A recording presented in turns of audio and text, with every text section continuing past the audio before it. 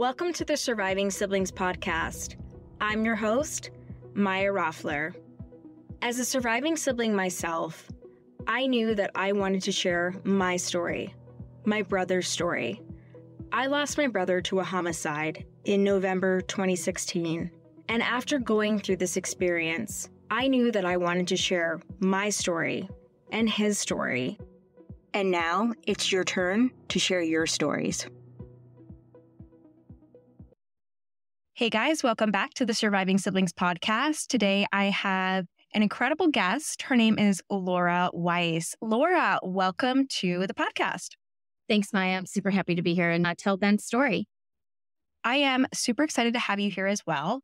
And I want to dive straight in and tell Ben's story, your story, and really your whole journey. And I know it's been quite a journey for you. So I'm going to hand it over to you and you can tell us a little bit about your background, your relationship with your brother, and then the progression, unfortunately, to his passing, because you have quite a unique story. So I'm going to hand it over to you, Laura. Sure. Yeah, Ben was one of my best friends. We were very close. So he was almost like a child to me than a brother. We really stuck together growing up. We grew up as 2 of 5 children. It was pretty chaotic. Growing up, mom worked nights, dad worked days. Mom had her own mental health issues that she dealt with. And my dad was the son of alcoholics. So he was a pleaser and constantly worried about mom. So we were left to our own devices quite a bit. If maybe there was food in the microwave when you get home, maybe there wasn't. Making sure the homework was done. As I tell Ben's story, he, even growing up, was on the dramatic side and stubborn and sassy. He absolutely loved animals, loved his family, and was a very forgiving person. I actually see a lot of him in my son, who is instantly forgiving no matter what happens, because his love for his family was just that big. When bullying or picking on started, I'd be the one to get on the bus and go talk to the adult, or get off the bus and go talk to the kids and try to straighten them out to protect him. He gave great advice, even though he didn't feel like, he always said that he was boring, led a life of being constantly bored. And I never saw that in him. He was a people person, whether he recognized it or not. And he always knew the right thing to say. That's one thing that I always miss about him. He absolutely loved his nieces and his nephew. He was a caregiver and would have given the shirt off his back to any of them that might have needed anything. He is the type of person that can make you infuriated with his stubbornness and then make you laugh in the next second. So he was always keeping me on my toes, always constantly connected to what his niece and nephew were doing. And he only lived about an hour and a half away. So we were able to get together, barring the weather here in upstate New York. We were able to get together quite often. And oftentimes we would be getting together even if the rest of the family wasn't. With the rest of the family, we always say you do the thing. You show up for 2 hours at Christmas, you have the turkey, you open the present, you go home. You just show up and do the thing. It never has been very emotive. We don't talk. There's no hugging. There's no deep-seated conversation. So that was something that I had with Ben, and I don't have with any of my other siblings or my parents, even to this day. So it was always comforting to know that I had someone as close to me as Ben was, because of the fact that I didn't have that with anybody else prior to my husband. I had girlfriends that I'm super close to, but it's just different when you come up and he knew the story of how we grew up. And it was comforting to have someone who had almost the same story as I did, really. Yeah. Yeah. That's what our siblings are, right? People who have not gone through this loss, Laura, they don't understand sometimes what they have until it's gone. And I don't wish this on anybody, but our siblings are so special, and to help educate people, the reason why this loss is so significant, there's so many reasons out there, but one of the main reasons is because nobody experiences life like you, like a sibling, because you typically have the same parents, the same ecosystem. You grow up together. They're your first friend. They're your first enemy. They're your first fight. They're your first playmate. So it's an experience. And I can connect with you as well, because I know what it's like to be the caretaker and to take care of your siblings. And that's a whole additional bond too. Yeah. When Ben was in middle school, I was the first person that he came out to. And it was really always a badge of honor for me that he felt safe enough and loved enough that I wouldn't judge him, and that he'd still be my Ben, no matter who he was or who he loved. that was one of those moments where when you live in a small town, you don't know what you're up against when you're viewed as different. Those protective motherly instincts took over after I knew, but when he officially told me, I felt that I could take that information and still keep him safe and feeling like he could still move forward in this town where there wasn't a large and isn't a large gay community. Traveling with him to other places so that he could go to drag bars and gay bars, and we had a blast doing so. Yeah, I love Being that. with his community. He opened my eyes to a lot of different things that I never would have experienced if he wasn't who he was. My sister is best friends with my mother. My oldest brother is best friends with my mother.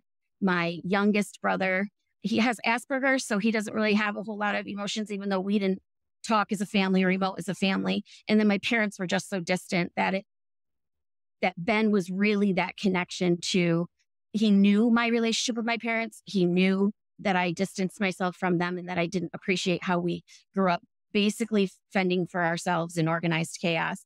They taught me how I did not want to parent, taking note the whole time I was growing up of what I was going to do differently when I had my own children. And he knew that, but he could still love me regardless of my relationship with our parents, even though he was so forgiving of everything and just moving forward. Whereas my other siblings, I was always the jerk. I was always the one making a big deal out of everything. Yeah, I know what that feels like. Yeah. I've learned a lot through therapy on how to deal with that, especially within my own head. Oh, I'm not going to say anything because I'm always the jerk. I've moved on from that. But Ben always just accepted everybody for who they were. He was my safe place as much as I was his safe place. Yeah, I definitely can tell that he felt safe with you to come out to you and to then bring you along that journey and that experience as well. I want to go with you guys. That sounds so fun. But he knew he was safe with you to tell you that and open you up to this other world. And that was his world. And I think that's really special. Like those are super special memories, I'm sure.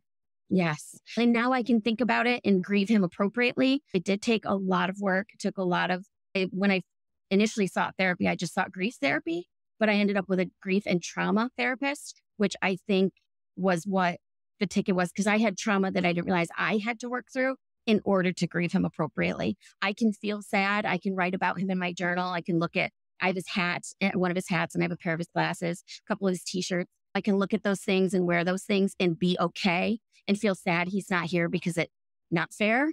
But I'm also not, my light is on, my light is not out. And at a certain point in my grief process, my husband looked at me and said, this isn't going to work. Your light is out. You are not doing the work that you think you're doing in grieving your brother. And so that trauma really needed to be addressed in order for me to have a healthy sadness that he's not here, but appreciation for the fact that we had the time that we had. I think that's so beautiful, Laura. And I think one of the things about, there's so many layers to your story of loss and Ben, but I think it's really beautiful that your husband is such a support for you and has been such a support for you and was able to say to you, hang on a second. I think it's time for you to get some help for this. And I love when we have supportive partners. I think that's really, we're strong. We can make it through these things, but to have those people in our life is just so special. And it makes the process, I don't want to say easier, but you just feel supported and it helps move the process in a direction that I think, again, is healthier. It can be hard, as you see in groups and from other people that have lost where they don't have someone that's supportive in their life. So I really like that part. And I really want to highlight that part of your story too, because, and I love how you say the light, like your light, that analogy. I think that's beautiful. And I think a lot of people can connect with that. I know no one needs permission to get help. It's okay to need help and ask for help, but he almost was giving me permission. I thought I was doing okay. I thought that was how sad I was supposed to feel. But my husband lost his father 14 years ago. And so he understands a big loss. He absolutely loved Ben. And actually, my husband was able to keep in better contact with my brother-in-law after Ben passed than I was healthily able to do. When I couldn't reach out and I couldn't talk to him because it was just too hard, my husband was still able to talk to him and say, no, she's okay. She's not mad at you. She still loves you. Of course, you're one of us. She just needs time and she needs to do this work. So he was also able to maintain that connection with my brother-in-law almost in my place when I couldn't, because I wasn't there yet. Now I'm there and I've actually been able to work with my brother-in-law. He went into counseling, and I said to him, I think it's great, and any counseling good. I didn't have a grief counselor. I had a grief and trauma. And I'm sure that there are things to get you to this healthy place to feel sad enough, but not to feel like it's putting out your light or taking over your life. And it Right. did. It had taken over my life. And since he's actually changed counselors, I'm hoping that helps him move into a place where it's a healthy amount of grief. Yeah. What a great point too, that again, I think that's beautiful that your husband's able to maintain that relationship for you and help you along in that journey, because sometimes it is really painful. And as you guys know from my story, I stayed in touch with my brother's girlfriend, but it was ebbs and flows, and we don't talk a whole lot now, and it's a different type of relationship. They weren't married, but I can connect with that. It can be painful sometimes because that person represents your brother. That's like their love was poured into that person as well. So it can be difficult, but it sounds like you guys have been able to support each other in a really beautiful way. And I think it's a journey, right? It evolves. And I think that's really the message there too. It absolutely is a journey. And it's not easy. None of it's easy.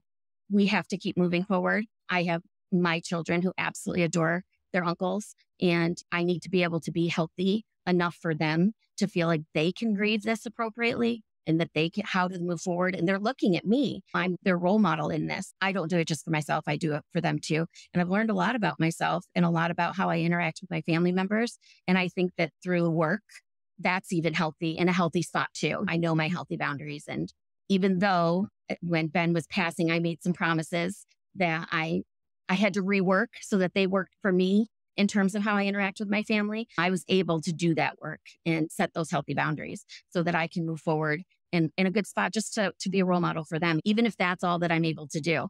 It's been very helpful. Yeah, I know. I'm so blown away by your growth and your progression and your grief journey.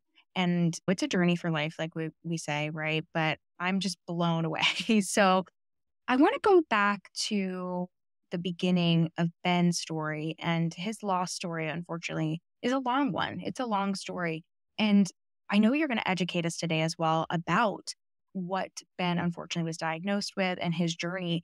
And this is not something that a lot of people know about. At least I didn't until I read your story and spoke with you. So could you take us back there, Laura, and tell us a little bit about Ben's diagnosis and his journey?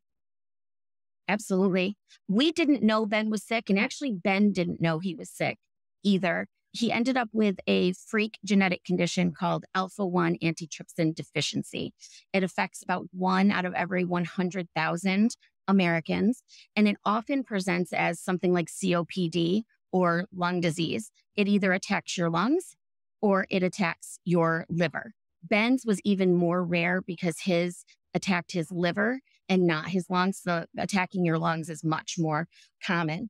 So when my sister had a baby in February of 2013, and of course it's the middle of winter, it's upstate, we didn't see a whole lot of each other, even though we talked by phone quite often. Ben always loved to check in with my son. He was in kindergarten at the time, and it was just a trip for him to hear his stories. So we talked quite often, but I hadn't seen him. So since it had been cold and we'd been apart for a while, we wanted to meet the baby. We hosted Easter that year in 2013. So in April, we had everyone come to our house, and in walks Ben, and he was orange from head to toe. Even the whites of his eyes were bright yellow. And I remember making eye contact with my mother and looking at him and looking at her and her looking at me and just knowing that's not what he's supposed to look like. It was shocking the way that he looked. So I remember saying to her, not making a big deal out of it because God forbid we emote, but saying to her in private, does he look yellow and orange to you? And she said the same thing to me. And I figured that she'd catch up with him. I don't know if she had any conversation with him, but after we did the thing and we had the Easter dinner, about 2 hours as it usually is, everybody left, but Ben and Brett stayed, and we were actually having a couple glasses of wine and talking. And I asked him, are you feeling okay? You look a little peaked. Just went, and he was feeling fine and nothing was wrong. And he didn't have anything to report. Now, at the time, he was working multiple part-time jobs and he didn't have health insurance. So I was encouraging him to just go get checked out. Let me know if you need help with any of the financing of that. But why don't you go get checked out? Sitting around that table that day, he kept saying he was just fine. So I didn't know any different. And I actually don't know about any conversations that my mother might have had with him in between Easter and June. Now in June, I got a phone call from my brother-in-law that said Ben had been taken to the hospital.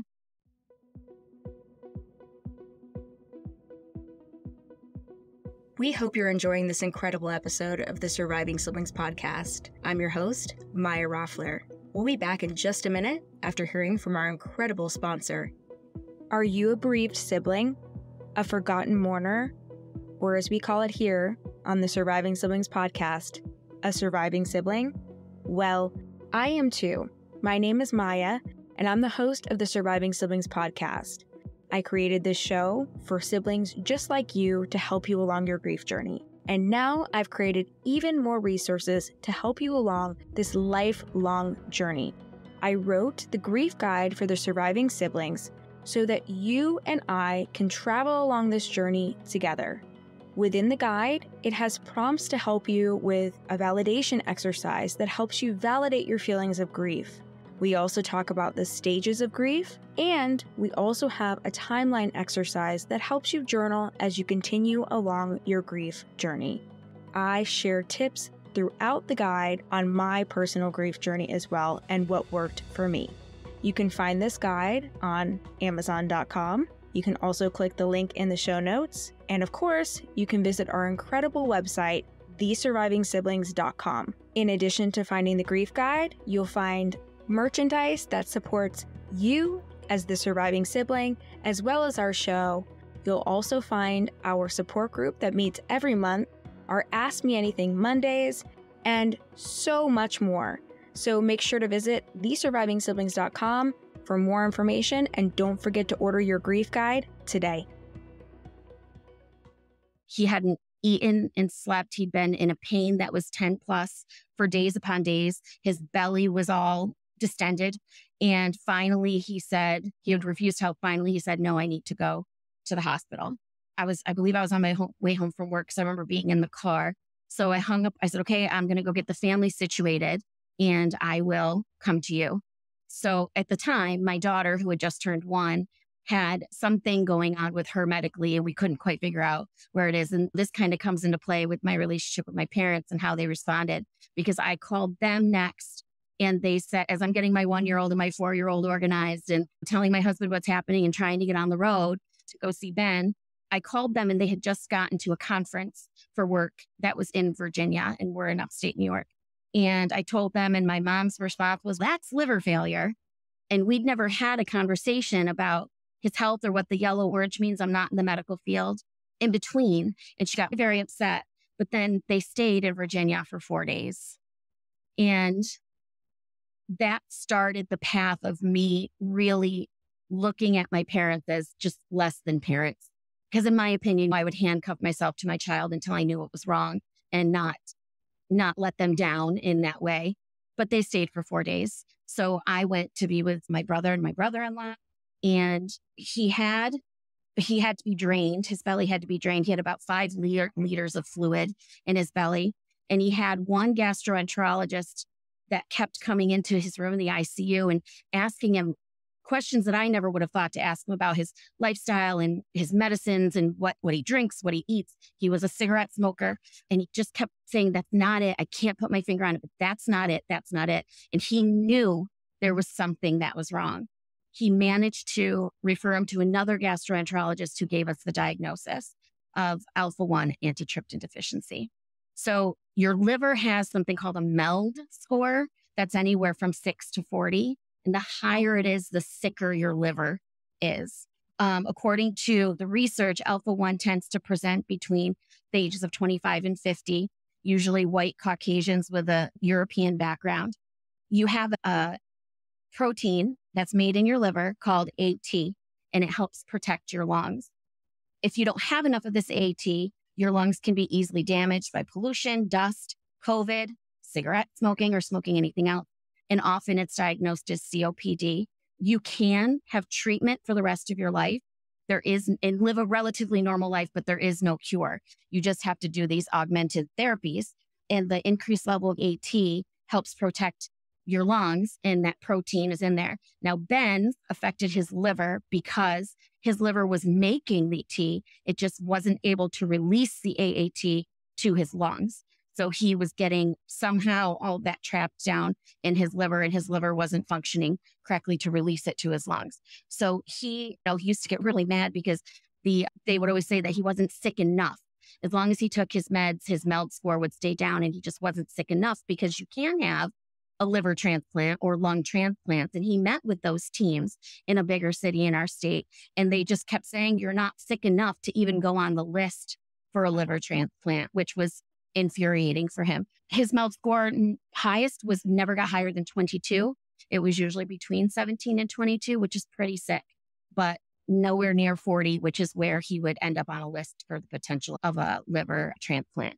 So he just never quite got there, but he could have lived a long and productive, healthy lifestyle with his treatments and with his therapies and with his medicine.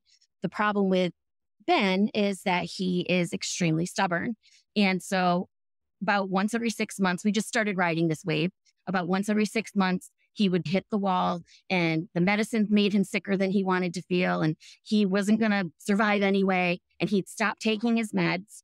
He'd start to fill up with fluid. He'd end up back in the hospital in pain, being drained. He'd get back onto his medication. So it was a cycle, like it you was a shared with me cycle before. Yeah. He was Wow. supposed to stop drinking. He was supposed to stop smoking. He didn't stop doing either of those things. So when he'd tank and go off his meds, even though they weren't even good on his meds, he'd get even worse, and he'd get sicker and sicker. He also hated his gastroenterologist. And you couldn't tell him anything. That doesn't help. Doesn't help. If you don't like your doctor, that doesn't help. on your journey. Anything. So he would not, if I don't take my meds, it hurts him, but it didn't like him at all. Right. So because of his liver function, he couldn't even take a Tylenol. So as he got sicker and sicker because of this tidal wave that he was riding, he couldn't go on something like an antidepressant. At a certain point, he lost his Social Security disability. Unfortunately, the system is such that they give you 3 years and then they say, let's go reassess. And they could say, it's been 3 years, you're still working part-time. Obviously, you can be on your feet, so you don't need this anymore, which wasn't the case, because he eventually got to a point where the pain was such that he couldn't work. So then he had social isolation, and then he would lose his therapist because he had lost his Social Security disability again. So it was a really tough road, and that took us way up to 2018, which is about a 5-year journey when he would go on meds, off meds, and back and forth. Cycle, Laura. That's so tough. It's not only taxing for him on his body, mentally and emotionally, and someone who's worked multiple jobs and just been on the go, and then now he's dealing with this. And I didn't know that as well about the Social Security and how that happens. We all know there's lots of things that are broken with our system. That's a whole other podcast. But I didn't know that it was 3 years and then reassessing. And I can understand, I can hear them saying, if you can work part-time, working a part-time gig is totally different than being able to provide for yourself full-time. That's totally different. And I can just hear them saying something like that, because I've heard a lot of stories that are just, they break your heart. But I didn't realize there was like that 3-year mark, which if you're chronically ill, what's going to change in 3 years? That's crazy. I don't know that other cases aren't shorter or longer. His ended up being 3 years. And so he'd come off it. And then, of course, he'd end up with the doctor's reports and everything back and be back on Social Security disability. But it was just another reason why nothing was going right. And he wasn't going to take the meds. And he was just so stubborn. When he was in his right mind, he had the right mindset about it. He was doing his therapies. He was taking his medicines. And ultimately, in 2018, when he had to stop working, I found that staying home for him seemed to be better for his mental health. He went to college for a very short period of time. And it's interesting because when he went for acting, and even though he describes himself as boring and bored, I just always thought he was such a people person, but really he was just acting. You walk into a room. He even learned all about football and basketball so that he could engage people. He worked at a hotel, that he could engage people at the front desk about the sports that were going on TV. He didn't care about sports. He didn't know anything about them. But how smart of him, right? Yes. And to your point, he was playing this role. So I can understand what you're saying with that being okay for his mental health and potentially helpful, because he didn't have to exert that energy to act or play a role or to fill in the blank, learn something to engage with people, even though he did come off as extroverted. Absolutely. Yeah. He just was always entertaining to me. And so since he always had a story to tell, famous people who came through this hotel or conversations that he had with people that made him want to go learn, even learning like the ins and outs of running a hotel. He was really good at it. And he was a people person as much as he tried to say that he wasn't. I do think though that when even though it caused social isolation, when he stopped working because it was just too painful for him to be on his feet that much, for him to have to move and travel that much. I do think it was almost better for his mental health. We like to say he became kept. He would take care of the housework and all the cooking and the cleaning and the dog that they absolutely love. But he became a kept woman at that point. I love that you can laugh about that. But yeah, I can see how that I'm like thinking about it myself too, because I know people that I think they're extremely extrovert and they're like, no, I have to consciously do this or exert energy. And to be battling such a long battle with this rare genetic disease that he had, that's a lot. I just think about that and I'm like, whew, I'm a little tired thinking about doing that and engaging at that level. It's a lot. And it's frustrating when he'd go against medical advice, which happened a lot with the smoking and the drinking.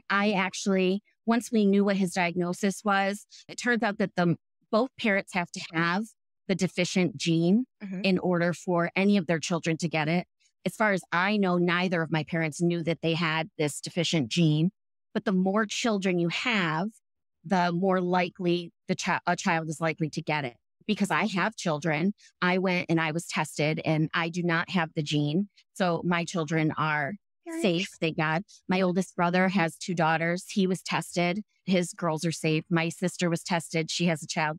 Her child is safe. My youngest brother doesn't have any children, chose not to get tested, which I can respect, but I don't know that won't change should he have children in the future. He's awful young. Neither of my parents were tested. So in my own research, I learned about the gene having to come from both parents.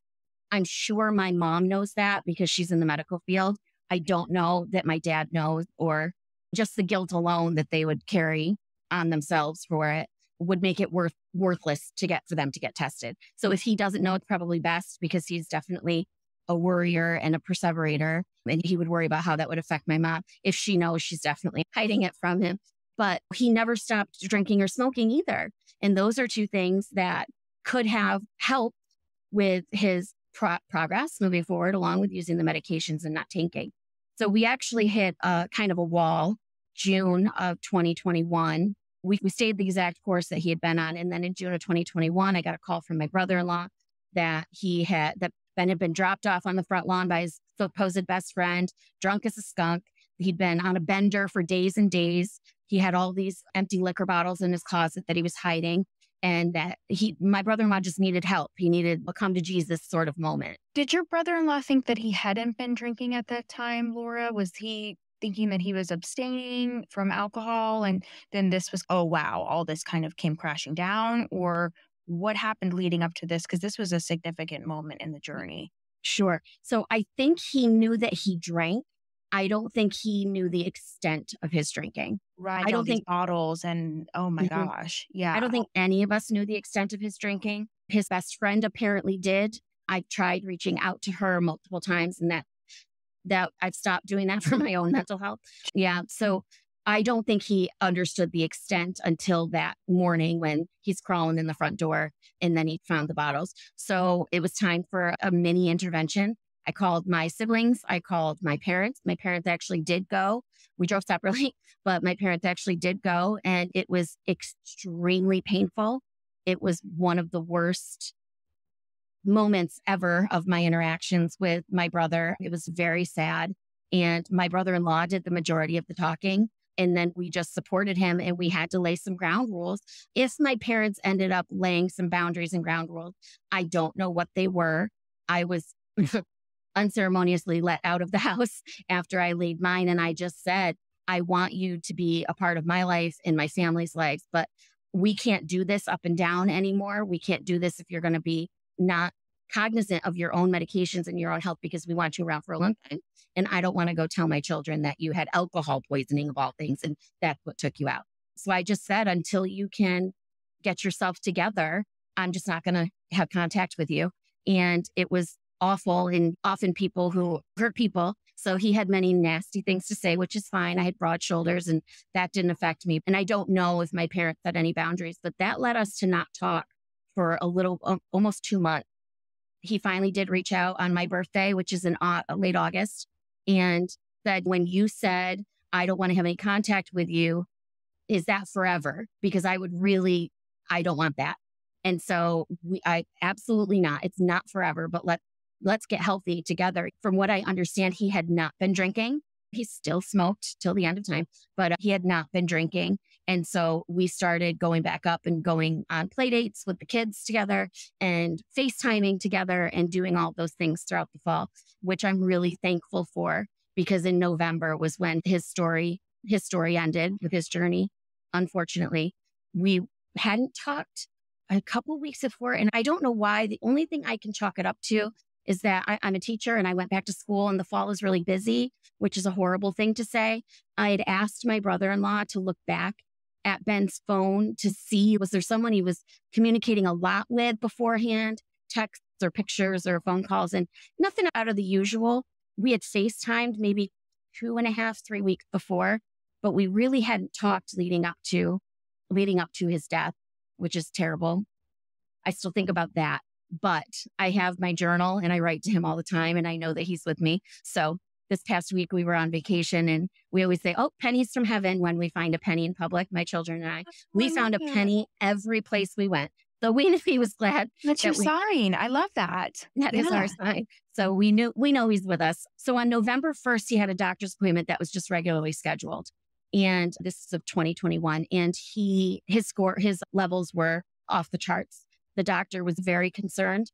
They told him he had to go have more blood work done. He had to have a urinalysis done. And then he had to come back on Wednesday, the 3rd. When he went back on Wednesday, the 3rd, it was worse than they had expected, and they wanted him admitted to the hospital. He signed himself out against medical advice, and he went home. Apparently, my mom knew this. I did not know this until my brother-in-law told me the following Sunday night. Overnight Saturday to Sunday, my brother-in-law woke up to terrible noises in the house, and Ben was out of his mind. He was mashing things on the wall. He was completely naked, speaking gibberish. He had broken many things. He was bleeding. He was walking in things. He had no idea where he was, and he was getting violent with my brother-in-law, which isn't at all who Ben was. So Brett called the ambulance and the police, and they took him to the hospital where he was still fighting.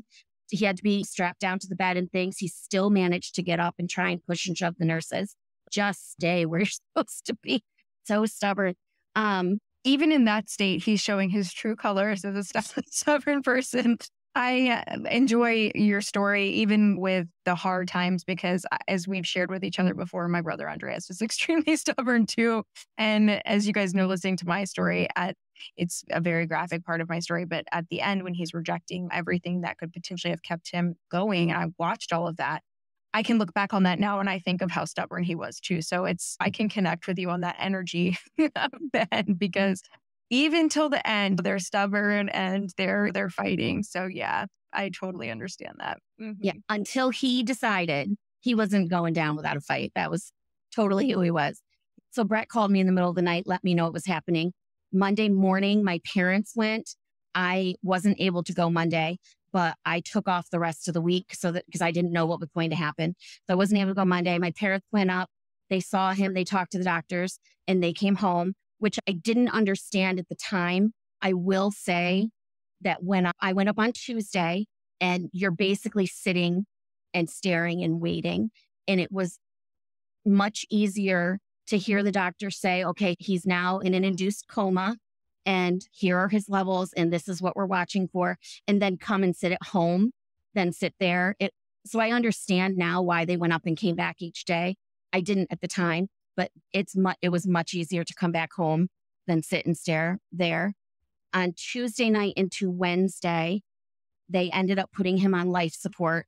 He had gotten to a point where, I have no medical background, whatever his levels were improving. And in order to keep him alive, to make choices, they had to put him on life support. So on Wednesday morning, I got a phone call actually from my dad asking me to ride along with him and mom, which I normally wouldn't have done, to the hospital for a meeting with the doctor and the patient advocate. And I said, no, if you want, I'll drive up, but no, I'm not going to ride along. And he said, come on, it'll be a comfort to your mother, I said, I'm not a comfort to my mother. Like, probably not the right thing to say to me to inspire me to do that. Yeah.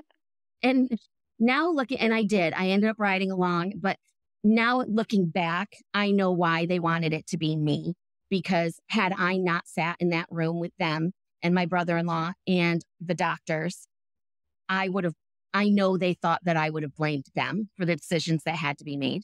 And I understand that now, but I will tell you, I actually wrote a letter to the doctors after all was said and done, because as busy as this hospital is, as important as these doctors are, they sat in that room. No one checked their watch. No one checked their phone. They made eye contact the entire time. We were the only people on the planet at that time that they had to talk to and give information to. And we asked every question, from the dumbest question to the most important, and they were there with us. And I respected that and I appreciated that, because this is life and death. They made the decision based on the fact that the doctor's advice, the patient advocate's advice, and my brother-in-law had found a binder that my brother had filled out with all of his wishes right there in his handwriting. He never wanted to be on life support. He never wanted to be a burden to anybody. And if he was not going to get better, he wanted to go. And so it was all there in black and white. And he had all the right lingo. So I'm not sure who he consulted, but he knew what he wanted. So they did some research somehow. So yeah. Research. And again, he had to be in control.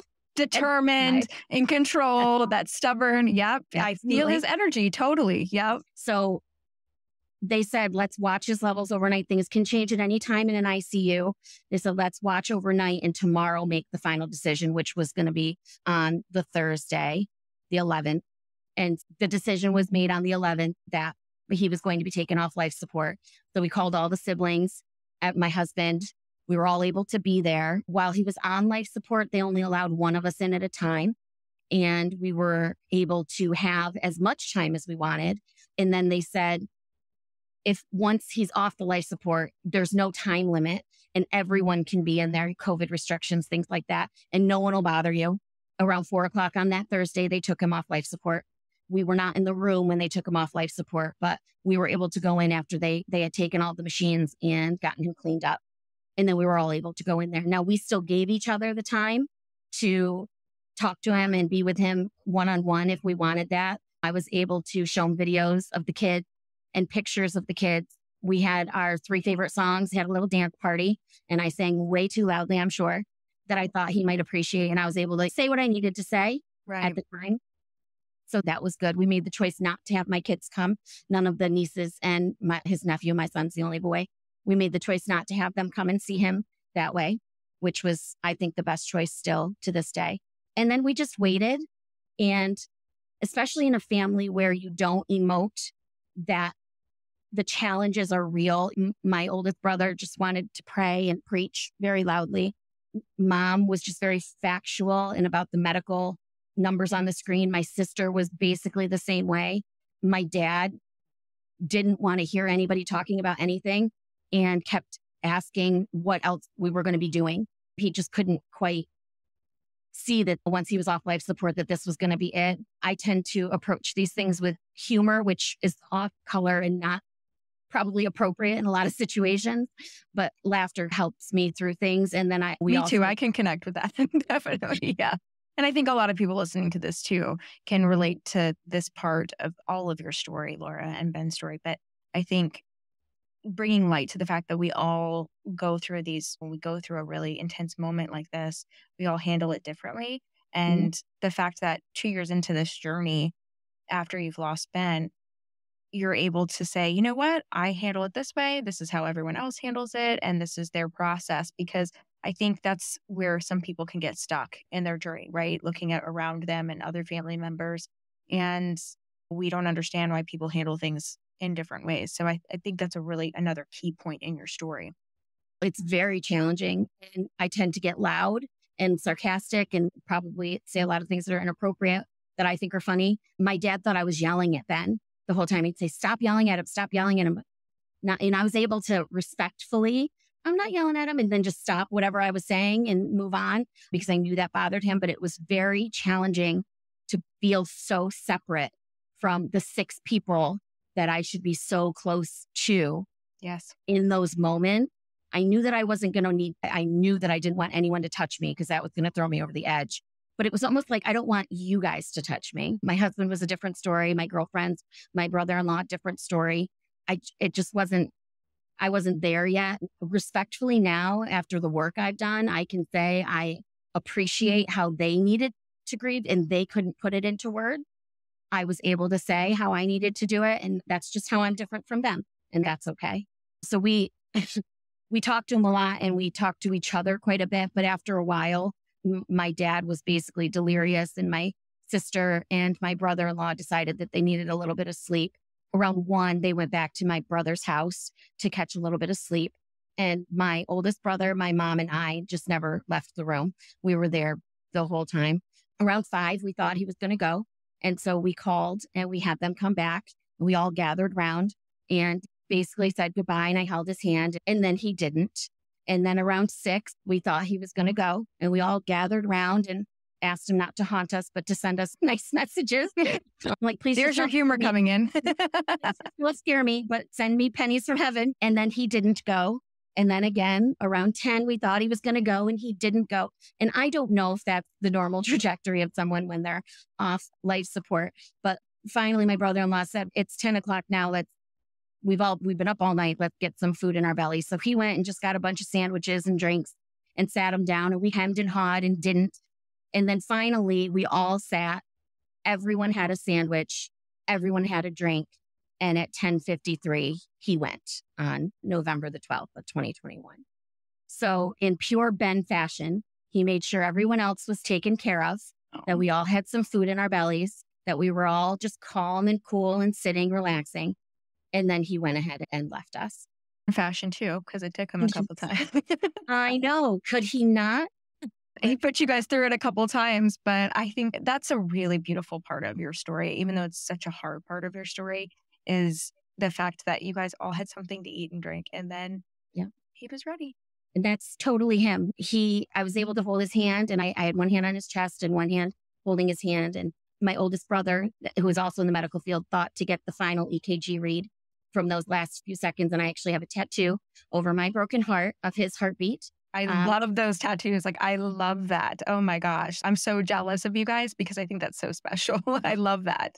Yeah. I know. Very cool. Really does help. It really does help. And I don't know why, but it does. I was there with him when he had those final heartbeats and I was able to hold his hand. And then in pure family fashion, as soon as he went, my mother jumped up and went, you always called him your baby. We said, yes, he was like my baby. And then I'm grieving like a sister and like a mother figure. And my husband was not there for the passing. He had come home to be with the kids at night, which was what he wanted. So I was supposed to ride home with my parents again. And I just said, please come get me. And he came up and got me so that we could ride back together. And Ben could have been a very healthy alpha one instead of an alpha angel, which he is now. But one of the things that I've done since is I've joined the Alpha One organization. There's a walk in November. Actually, November is one of the worst months. It's a virtual walk, but I'm going to do this walk and raise some money for them. I buy their merch. They have a big conference every year. I was able to. And how interesting that this goes on in November and that's when Ben passed away. But anyway, I think things like that are very interesting. That's amazing that they do all of these things. And we're going to put that in the show notes too for people's reference because you're bringing awareness to this, Laura. And I think this is something we need to. Laura, can you run through the stats with us? Because this is very rare. Can you refresh my memory on that and share with everyone what the stats are? Because the only way we find out about stuff like this is through stories and sharing, but educating ourselves. And that's one component of many that I really love and appreciate about your story is that you're educating people about this. So can you share that with us? Sure. Alpha 1, usually the symptoms develop between the ages of 25 to 50. Usually it hits families that have many children. Both parents have to have the defective gene for Alpha 1. So it is an abnormal Alpha 1 gene. It affects about 100,000 Americans. And that's about 1 in every 3,000 humans. It does not say male or female more than the other, but the more kids you have, the more risk you have if you have the deficient gene. And what it does is it takes that T protein that is made in your liver to protect your lungs, and it either won't let the liver release that protein to help protect your lungs, so it doesn't have enough of it, or it makes too much and your liver can't release it. And then your lungs go unprotected and your liver becomes very sick. It's often misdiagnosed as COPD, oftentimes with alpha 1, because the lung version of alpha 1 is more common. People almost always end up on oxygen and struggling to breathe. But because it presents as COPD, that's usually the diagnosis. So even when people pass, it could have been alpha 1, but it could have been diagnosed as COPD, especially if you were a smoker. So if That's you don't very have scary. That's scary. Yeah. That you terrifying. don't. And for Ben, his was even more rare because his was affecting his liver, not the lungs right away. So did we talk about the stats on that? It's even more rare, right? Yeah, I know that it is the more rare of the two. I don't have the stats on that. That's just wild. Oh my Just that gosh. it is underdiagnosed. Your liver's MELD score should be around a 6. Right. And the high end is 40, and the higher that it is, the sicker your liver is. His never got past 22, but it was always since diagnosis, between 17 and 22. And when his liver would start to fail, he would start to turn orangish yellow down to the whites of his eyes, his fingernails, and he would fill up with fluid. His abdomen would fill up with fluid, and he would have to be drained. Now, the more of the augmentation therapies that you attend to and take seriously, the better you will be, and you can live a long and healthy life. Not saying that you wouldn't maybe end up on oxygen or with other medications and therapies, but to increase that level of T protein in your lungs is what helps keep you alive. So his was never enough to get him on a transplant list for anything. When I went in for my testing, I can tell you my family doctor brought in a consult from the same office because she had never heard of it either and was asking what to mark on the sheet for the people to test my blood. And he knew of it. He knew of alpha 1. He'd heard of it. And he said, "Are you a smoker?" And I said, "No, I'm not a smoker, but I don't know that I have I'm just testing for the gene. My brother has alpha 1." And I said, "He's a smoker." And he said, "Oh, then he's a goner." And my oh my doctor, gosh. Yeah, my doctor's, "Oh, no." And I didn't have any relationship with this man. And I said, "No, it's his liver." And he said, "Nope, it's his lungs." And he was determined to tell me. And I said, "But it's the liver." And that's when I started researching, because the liver one is much more rare. And I apologize, I don't have the numbers. Oh, no, that's okay. I'm just curious. I'm genuinely curious because I didn't know anything about this until we first connected and you shared with me about Ben's story. And now we're sharing Ben's story and your story with everyone. But I think this is a really important one to share. And as a lot of you guys have requested, to talk about rare diseases, genetic diseases. And so we're doing it. And this is an important one because if doctors haven't even heard about this, that's wild to me and mind blowing to me. As hopefully we continue to progress in the medical field, we can learn more and extend our lives and live healthier lives. And the only way we can do that is by educating people. So I appreciate you doing the research and also giving back to the community. And that's amazing because November is such a hard time for you. But yeah, I think that's awesome. And side note, November 12th is also my husband's birthday. I know you've shared that with me before. So we want to share with everyone, like, wow. I feel like Ben was intentional. And I know that's a very selfish thing, but I like to tell the story how at our wedding, my husband's siblings sat him down with a plate of food and were like, "Yes, this is a really fun party, but you're going to eat." And my siblings did not. They were busy taking bets as to how long we would be married before we got divorced. All in good fun. But Ben led that. And I think as a final, he went ahead and passed on my husband's birthday. Well, he's a jokester like you. No wonder you guys have so many layers of a connection, but that's a comical thing to do, right? We are a little sarcastic and sassy, aren't we? Yes, I definitely get that from both of you. Yes. Oh, that's definitely an interesting part of your story too. And I think that's interesting that it's on your husband's birthday, but you married a great guy though. So it all turned out okay. I also think he didn't want that to always be a sad day for me. Look, focus on something else. Go have a birthday cake. Go have fun for your husband. So I think it was multi-layered. It was like a little nudge. And it was also like, it doesn't have to be always a sad day, which I try really hard to not make it a sad day. It's usually a work day anyway. And Ben's birthday is always the first day of school. So I can't take that day off, but he taught me how to appropriately order and what great sushi to eat. Took me to a Yes. wonderful restaurant and spent way too much money on me. So now on his birthday, I take myself out to really good sushi and celebrate him in that way. Now that I've done the work through the trauma and grief counseling, I can go and not be a puddle and really just, thank goodness he let me explore sushi with him. So now I know what's good to eat and appreciate that. So it doesn't all have to be sad. I'm sad he's not there with me, but it's one of those, I'm thankful that it happened. I'm not sad that it's over kind of moments. I do feel like that's a really good quote for your story and for all of our stories, but it takes us different timelines and journeys. Grief is like a snowflake. No two journeys are alike. We say that all the time here. And I think for your journey, it's beautiful that you're able to sit there and remember him on his birthday and have sushi. And that's such a special moment. And I can't wait to see a picture of you this year doing that. I love it. But something I think I've been blown away with their story. Two different things I want to touch on, Laura. One, you talk very often about the work that you've done and you're 2 years into your journey and that's very fresh still. It's very rare. It's not impossible, but it's very rare that I meet people now that I'm in this community and have put my story out there and all of your stories that you get to a place where you are. And so that's why earlier in the episode, I really commended you for having the support of your husband to go to therapy, but you did it. At the end of the day, it's your work. You did it. Nobody can force you to do the work and really examine your life and examine your grief journey and your trauma. And you uncovered so much from your past and present, I'm sure, too, and how to navigate that. And so, advice would you give our siblings that are listening or people that are supporting siblings about going to therapy, getting help in your journey, because this has been so integral in your grief journey and your ability to share today in the way that you're able to share your story and Ben's story? Oh, sure. You have to be willing to do the work. You have to, it's hard. I filled an entire notebook over the course of 6 months.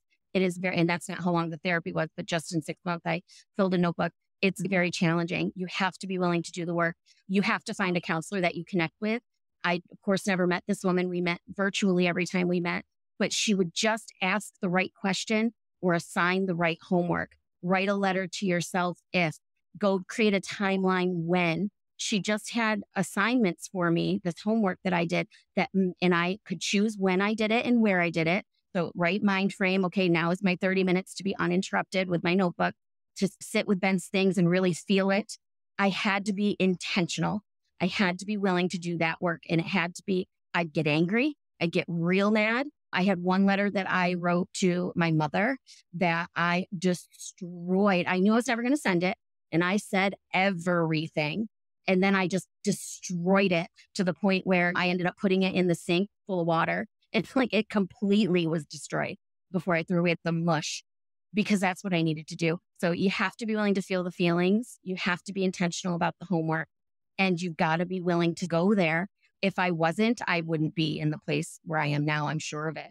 And I didn't realize what I didn't realize until I did the work, because I didn't think I had any trauma. I'm a grown up. I have children. I have a full-time job. I'm not traumatized. I'm not traumatized, but I could not grieve him appropriately. It was a very unhealthy form of grief until I did that work and got to this place in my mind where I was like, wow, I needed to express that. I needed to say that. I needed to think about this and work it out. So you just have to be intentional. You have to be willing. I tell my daughter all the time, you may need help. You may not be helpless. There's a big difference. And I didn't want to sit here and be helpless anymore, because I can't get my brother back. That's just not possible. But I can ask for help, and asking for help will lead you through the journey, and doing the work will help you get there in a positive way. I absolutely love that. Yeah, you can ask for help, but you can't be helpless. Oh, I get chills with that. That's a good one. That's a good one. It's so true. I'm getting chills about this part too, because I thank you for sharing about writing those notes, because I think it's so helpful. I did the same thing.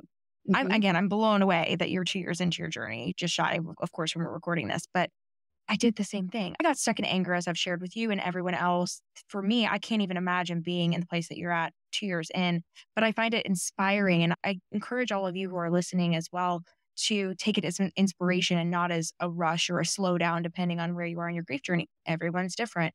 But Yes. I wrote a letter to my mom too. Mine took me about I think it was maybe approaching 5 years before I did the show. I was still holding on a little bit of anger from her. And boy, did that pen just flow across the paper. It was quite a lengthy note. It was like the last residual anger that was there. And I took it outside. So I love that you went to water, because I love that we're giving options, because I went to fire. So I went outside to our grill and I opened that grill up and I lit that baby up, and it was several pages.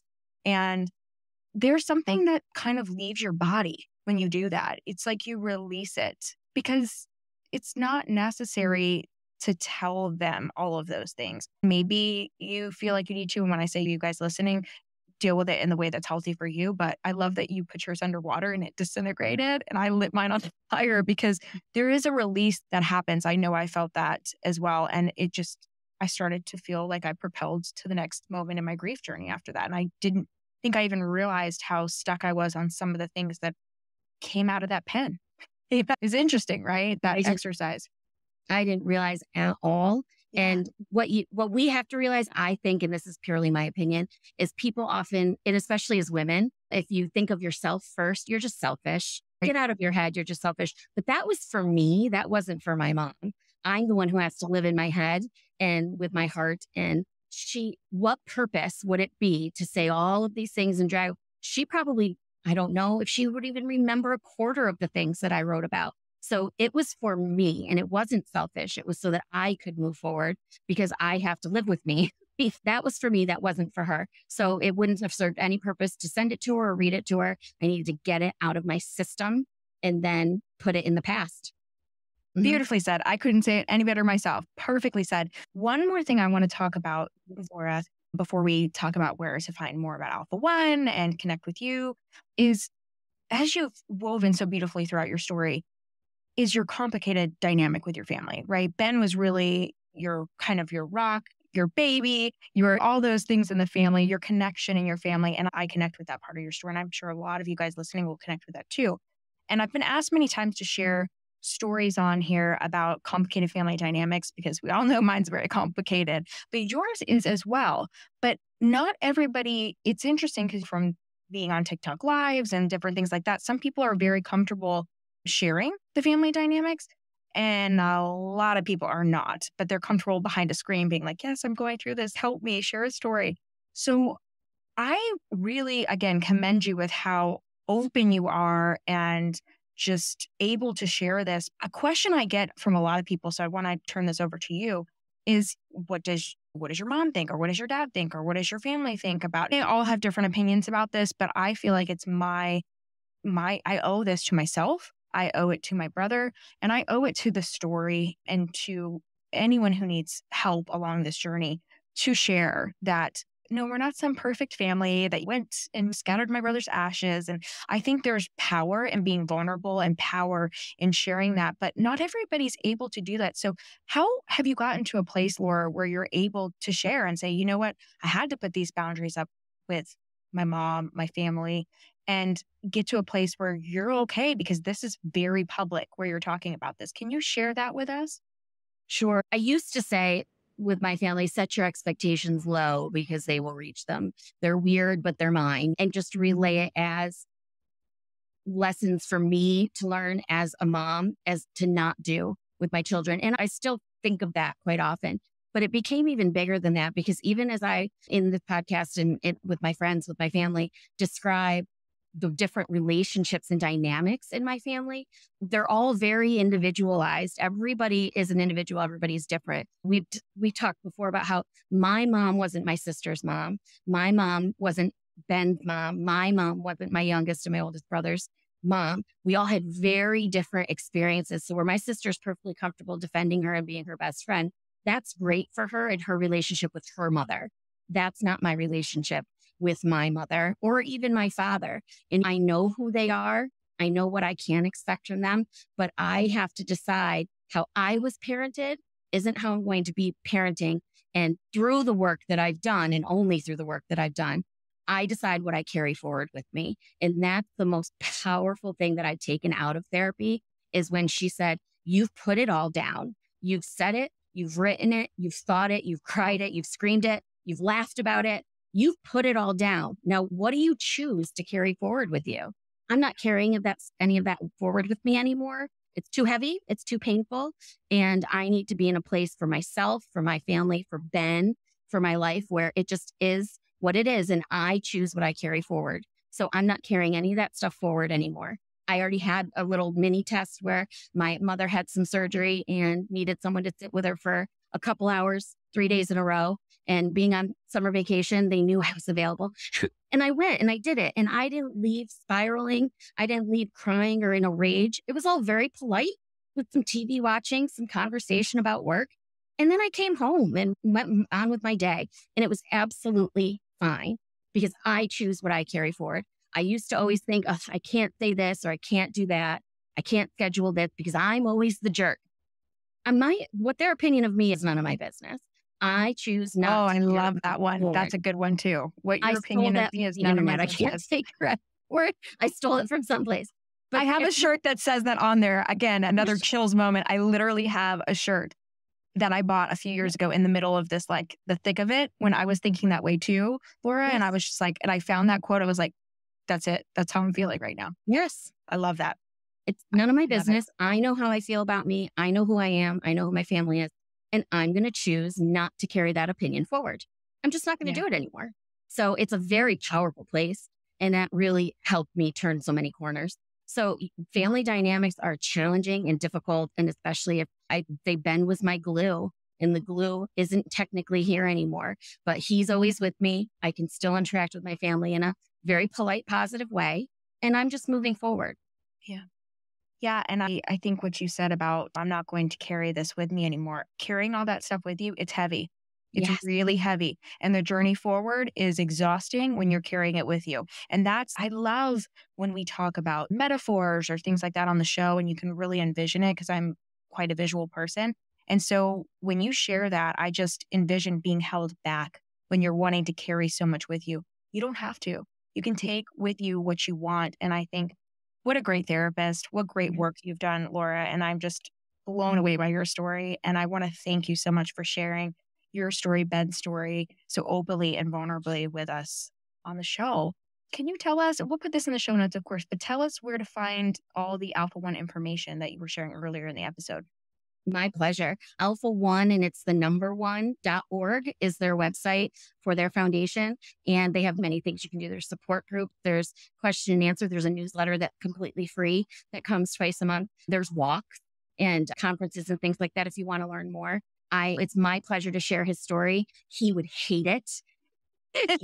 Even though I think he liked some attention, he would not love all this attention, but I'm just determined to have Alpha One out there and his story out there because if down to my last breath, he will not be forgotten. I know that. I believe that 150%. And you know what? This story needs to be told for so many reasons. And you have shared so much today on the episode and just so much about your journey, not just about Alpha One and Ben, but your connection and also the work that you've put in. And I just think it's inspiring and I hope it inspires you guys as well. Laura, is there any social media that you're comfortable connecting with people? I know that you're in some of our groups and stuff too, but anywhere specific if anyone wants to reach out to you about questions about Alpha One? Absolutely. You can feel free to add my email address to the show note. That would be great. I would love to connect with more siblings that need a connection or want a connection or connect to this story. If it could help anybody, if I can help anybody, I would love to do that. Please reach out. Awesome. I know you will. Thank you so much for being here today, Laura. Of course. Thank you so much for all that you do. Thank you. My pleasure. And thank you guys so much for listening to the Surviving Siblings podcast.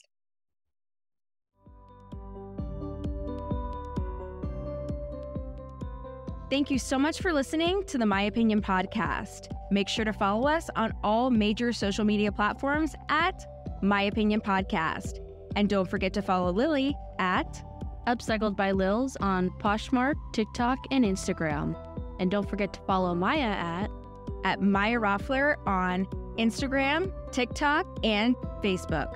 We'll see you back here next time.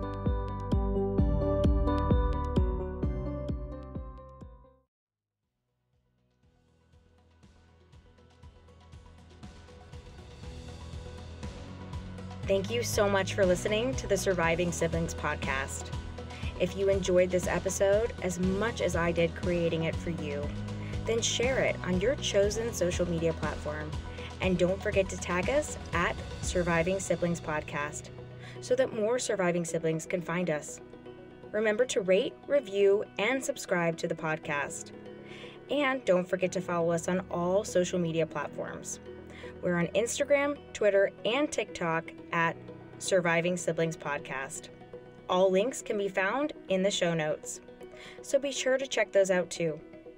Thank you again for the support. Until the next episode, keep on surviving, my surviving siblings.